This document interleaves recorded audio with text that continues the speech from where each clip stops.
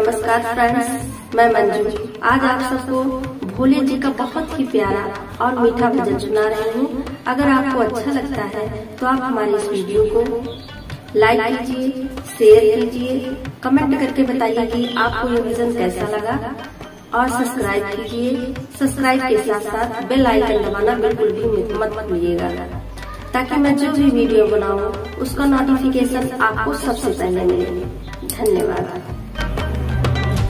डमो डमो मेरे भोले का डमरू बाजे, हाँ डमरू बाजे, ओके भोले की दीवानी गौरा रानी नाचे, ओके भोले की दीवानी गौरा रानी नाचे। डमो डमो मेरे भोले का डमरू बाजे, हाँ डमरू बाजे, ओके भोले की दीवानी गौरा रानी नाचे, ओके भोले की दीवानी गौरा रानी नाचे। छोटो सो भोलो मेरो डमरू बजावे, छोटा सा भोला मेरा डमरू बजावे, डमरू बजावे मीठा डमरू बजावे। छोटा सा भोला मेरा डमरू बजावे, डमरू बजावे देखो डमरू बजावे, डमरू बजावे देखो डमरू बजावे। कैलाश पर्वत पे ध्यान लगावे, कैलाश पर्वत पे ध्यान लगावे, ध्यान लगावे देखो ध्यान लगावे। करे नंदी की सवारी,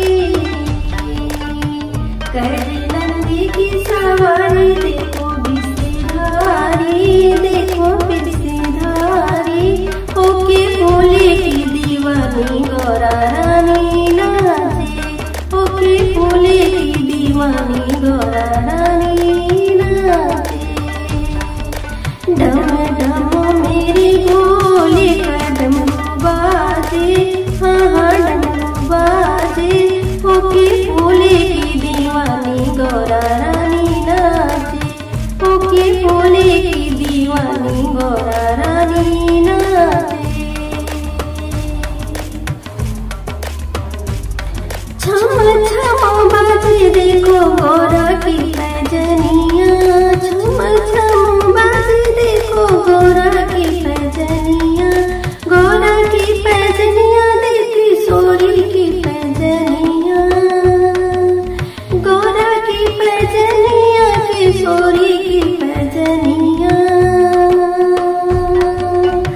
छम छम बाजे देखो गौरा की पैजनिया, नाचे है भोला अपन छोड़ के डमरुआ, नाचे है भोला अपन छोड़ के डमरुआ। ओ भोले भांग पी के नैया में, ओ भोला भांग पी के नैया में, कि नाचे संग संग संग, ओ नाचे संग संग संग, ओके भोले की दीवानी गौरा रानी नाचे, ओके भोले की दीवानी गौरा रानी नाचे।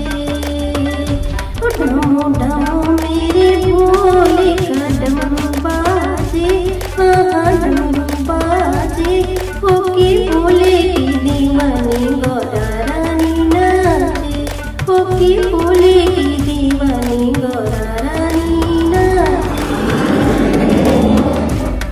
डमो डमो मेरे भोले का डमरू बाजे, हाँ डमरू बाजे, ओके भोले की दीवानी गौरा रानी नाचे, ओके भोले की दीवानी गौरा रानी नाचे।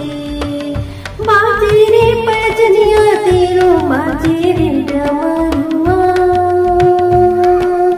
बाजे रे डमरुआ देखो बाजे पैजनिया, बाजे रे डमरुआ देखो बाजे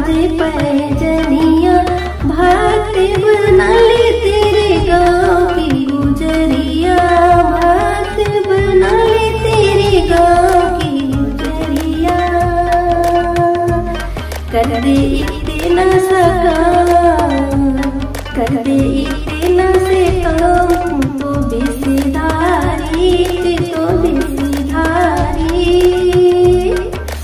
कर दे इतना सा काम मेरे बेसेधारी, मेरे बेसेधारी।